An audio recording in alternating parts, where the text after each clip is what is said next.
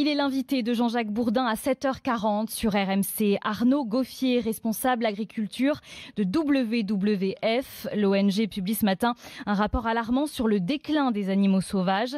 Leur nombre, écoutez bien, a chuté de 60% en 44 ans. Principale explication, la perte des habitats avec l'agriculture intensive, l'extraction minière, l'urbanisation qui pousse à la déforestation et à l'épuisement des sols. En Camargue, cela fait des années que les scientifiques de l'Institut de la Tour du Valat le constatent, notamment sur les espèces de poissons d'eau douce. Lionel Dian. 4,84.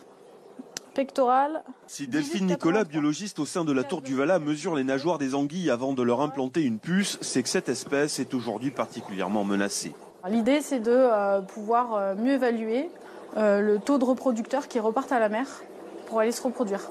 L'anguille, donc c'est une espèce qui a connu depuis les années 70 un déclin de moins 90% du fait de nombreuses causes, donc qui peuvent être liées à la pollution de l'eau, donc des problèmes de contamination, mais ça peut être aussi les parasites, la pêche, les obstacles. Des facteurs humains qui malheureusement sont aussi préjudiciables à de nombreuses autres espèces de poissons, comme l'explique Patrick Grias, directeur des programmes de recherche. L'anguille est emblématique, mais des espèces aussi banales que le brochet ou que la tanche ont également disparu de nos canaux. Les signaux d'alarme viennent de partout. La biodiversité s'effondre et les espèces les plus banales disparaissent à des vitesses effrayantes. Pour les chercheurs de la Tour du Valat, l'urgence c'est notamment de protéger les milieux humides et de réduire fortement l'utilisation de pesticides.